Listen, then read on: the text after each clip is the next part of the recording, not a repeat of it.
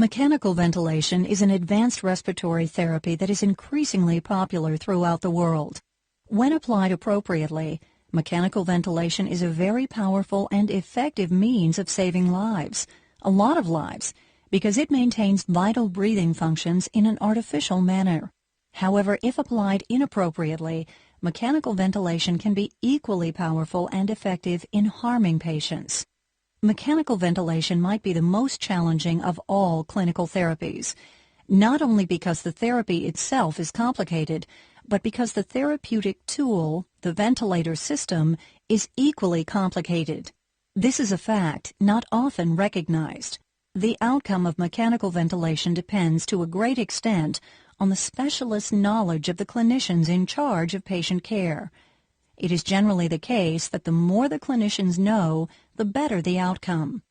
Increasingly aware of this situation, Hamilton Medical is now offering a free e-learning program that focuses on teaching the basics of mechanical ventilation and ventilator systems. The course is easy, as well as interesting. In the training unit, Lung Ventilation, Natural and Artificial, we learned that artificial lung ventilation with positive pressure is achieved by intermittent alternation of airway opening pressure between the pressure baseline and the peak pressure. After studying this training unit, you should be able to explain how varying airway opening pressure, or PAO, is generated, the concept underlying a ventilator system, the conditions required for a ventilator system to work as it should. Artificial lung ventilation, or mechanical ventilation, can be performed using one of three working principles. 1. The top graph shows the pressure waveform of IPPV, or intermittent positive pressure ventilation. Using this principle, a positive airway opening pressure, or PAO, is applied intermittently above the pressure baseline, shown here in red. The positive PAO pushes the inspirator gas into the lungs. The baseline pressure is called positive end expiratory pressure, or PEEP, and is usually higher than the local atmospheric pressure. 2. The center graph shows the pressure waveform for INPV, or intermittent negative pressure ventilation. Using this principle, a negative alveolar pressure, or PALV, is applied below the pressure baseline. The negative PALV sucks air into the lungs. The baseline is usually local atmospheric pressure. 3. The bottom graph shows the pressure waveform of HFV, or high-frequency ventilation.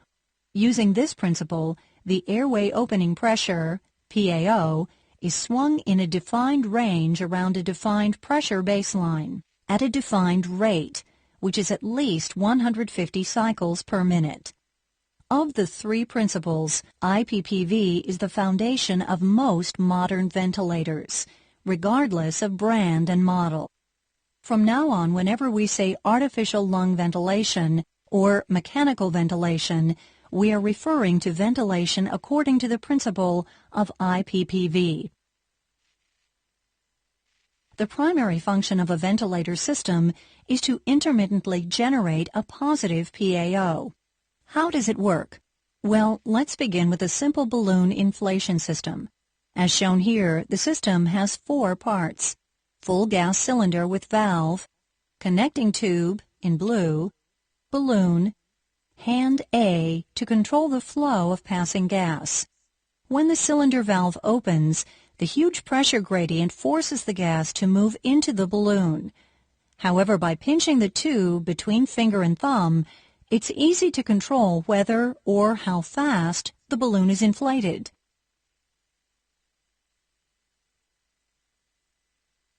Now let's add three more elements: second tube, shown in pink, Y piece, and second controlling hand, B.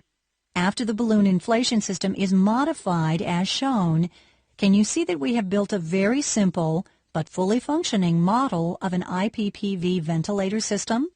Balloon inflation. If hand A opens the blue tube, and hand B closes the pink tube simultaneously, the tube pressure becomes higher than the balloon pressure. The pressure gradient then pushes the gas into the balloon and it inflates. Balloon deflation. If hand A closes the blue tube and hand B opens the pink tube simultaneously, the tube pressure becomes lower than the balloon pressure due to the elastic recoil force of the balloon wall. The pressure gradient then pushes gas out of the balloon and it deflates. With the two hands, the balloon inflation and deflation process may be fairly well controlled with respect to timing, magnitude, and speed. In a real ventilator system, hand A is replaced with an inspiratory valve, and hand B with an expiratory valve. On this slide, the circuit pressure is equivalent to airway opening pressure, or PAO, and the balloon pressure to alveolar pressure, or PALV. Balloon inflation. When the inspiratory valve opens and the expiratory valve closes, the circuit pressure becomes higher than the balloon pressure, and gas is pushed into the balloon. As a result, the balloon grows. Balloon deflation. When the inspiratory valve closes and the expiratory valve opens to the environment, the circuit pressure drops below the balloon pressure, and gas is pushed out of the balloon. As a result, the balloon shrinks. Valve control in a real ventilator system is more complicated than this, but the basic principle remains valid. The balloon model is highly comparable to a real ventilator system. 1. The cylinder in the model corresponds to the high-pressure gas supply provided for the ventilator system. Actually, a ventilator system needs the supply of two gases, high-pressure oxygen and high-pressure air. 2. Hand A in the model corresponds to the inspiratory valve. 3. Hand B in the model corresponds to the expiratory valve. 4. The blue and pink tubes between the Y-piece and the two hands correspond to a breathing circuit. 5. The blue tube piece between the Y-piece and the balloon corresponds to the airway. 6. The balloon corresponds to the lungs of a ventilated patient.